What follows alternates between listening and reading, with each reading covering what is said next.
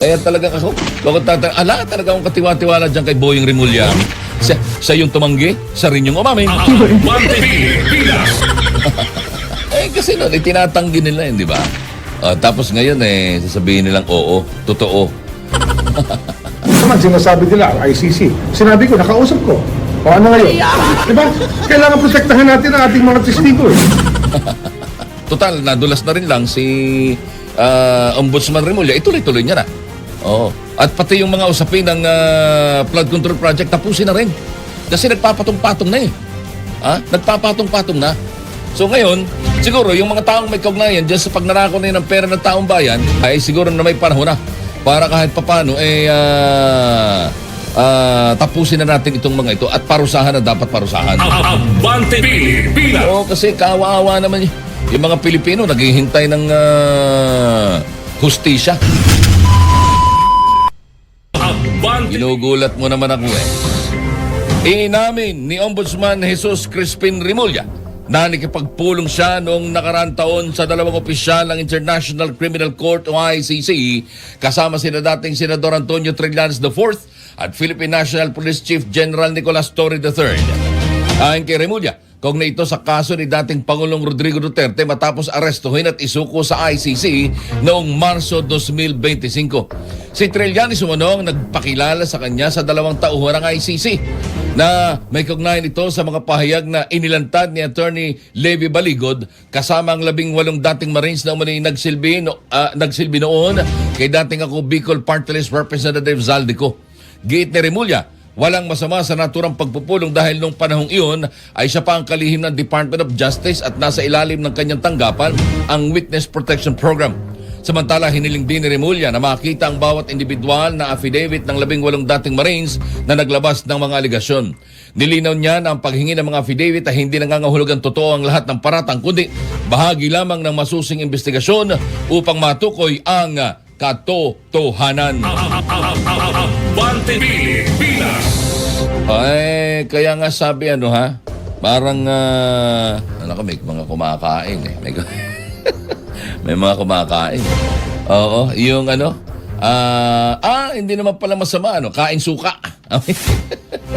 Sausawan. Abante Pilipinas! Kasi noon, itinatanggi nila yun, di ba? Tapos ngayon, sasabihin nilang, oo, totoo. Ang hirap na tuloy maniwala. Di ba? Napakahirap ng maniwala. So, sino paniniwalaan mo ngayon?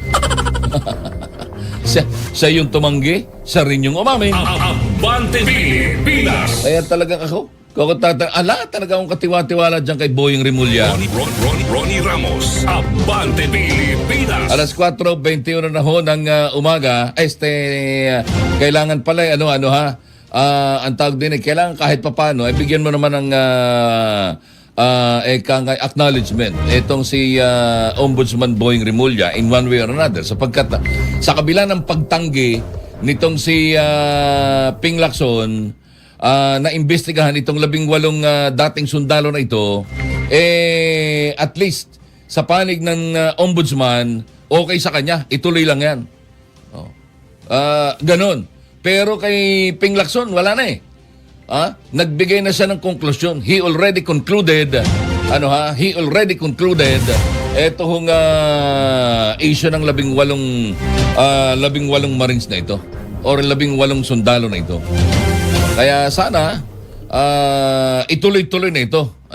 Total, nadulas na rin lang si Ombudsman Rimulya. Ituloy-tuloy niya na. Oo. At pati yung mga usapin ng flood control project, tapusin na rin. Kasi nagpapatong-patong na eh. Nagpapatong-patong na. So ngayon, siguro yung mga taong may kaugnayan dyan sa pagnanakaw na ng pera ng taong bayan at yung mga taong may kaugnayan sa pagkakamal ng maraming salapi na wala namang nagagawang maganda o maayos na proyekto, ay siguro na may panahon na para kahit papano tapusin na natin itong mga ito at parusahan na dapat parusahan. Abante Pilipinas! Oo, kasi kawawa naman yung mga Pilipino naghihintay ng hustisya sa ginawang pang-aapi sa kanila ng ating kasalukuyang gobyerno. Ronnie Ramos, Abante Pilipinas! Naipadala na ng Department of Justice sa Pamilya Villar ang sabina kaugnay ng reklamo ng Securities and Exchange Commission o SEC laban sa Villar Land Holdings Corporation. May ilan pa umuno na hindi pa natatanggap o ongoing ang proseso, sabi ni DOJ spokesperson Attorney Polo Martinez. Inireklamo ng Secretary o ng SEC ang Villar Land at ilang opisyal dahil sa umaning market manipulation, insider trading at maling disclosures na nakaapekto sa presyo ng shares. Kinasuhan ng Villar Land, dating Golden Envy Holdings Incorporated, sa paglabag sa Securities Regulation Code dahil sa maling pahayag at panlilinlang sa mga investors. Kabilang sa mga respondents sina Manuel Villar Jr., Cynthia Villar, Cynthia Habares, Manuel Paulo Villar at incumbent Senators Camille Villar at Mark Villar, pati sina Ana Marie Pagsibigan at Garth Castañeda. Kinasuhan din ng SEC ang Infra Holdings Corporation at MGS Construction dahil umano sa price manipulation.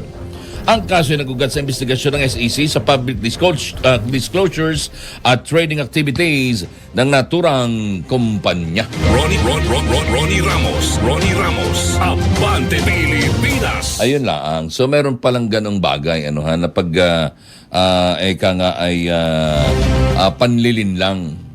So if there's some deceits ay medyo hindi tama 'yon. Kung ikay magninegosyo, ay gawin mong parehas. Eh sabi ko nga, kung magninegosyo ko ba na parehas, as in parehas, hindi masyadong mahal ang iyong tubo, pero siyempre yung mababawi mo ang lahat ng iyong gastos, para makaneto ka ng maganda-ganda, di ba? So, ako'y naniniwala na matagal bago ka maging bilyonaryo sa iyong kumpanya. Oo, magiging, darating ka sa punto na gano'n, pero hindi gano'n kabilis. Di ba? Oo, ang bilis eh. Ang bilis. Ay, mga bata pa yan, kung tutuusin, ha? Hindi pa gano'n katatanda yung mga yan. Ala pang 80 si Senator Villar, Manny, ala pang 80 yun. O baka nga wala pang 70, I'm not sure. Pero, as we speak, ang tinitingnan natin din kung tayo ay magninegosyo ng tama parehas, walang panlalamang, uunlad tayo pero hindi ganun kabilis. At yan nga lang, magandang magiging rapport at relasyon mo sa iyong mga consumer or customer. Abante Pilipinas. 4:25 na sa buong Kapuluan. Good morning, Uncle Daniel Yazar. Good morning, Kaabante Boss Ronnie, sabi niya. Good morning, Sir Ronnie Ramos, sabi naman ni Kimura Dolores. At si Check Balagtas, oy, hindi lahat naman ang mahina sa math nagmamaskom. Merong magaling sa pareho. Nag-react. Ikaw naman, sabi ko naman kasabihan lang. No, talaga, Check Balagtas, napaka-patola mo minsan. Pilipinas. 4:26 na ho sa buong Kapuluan.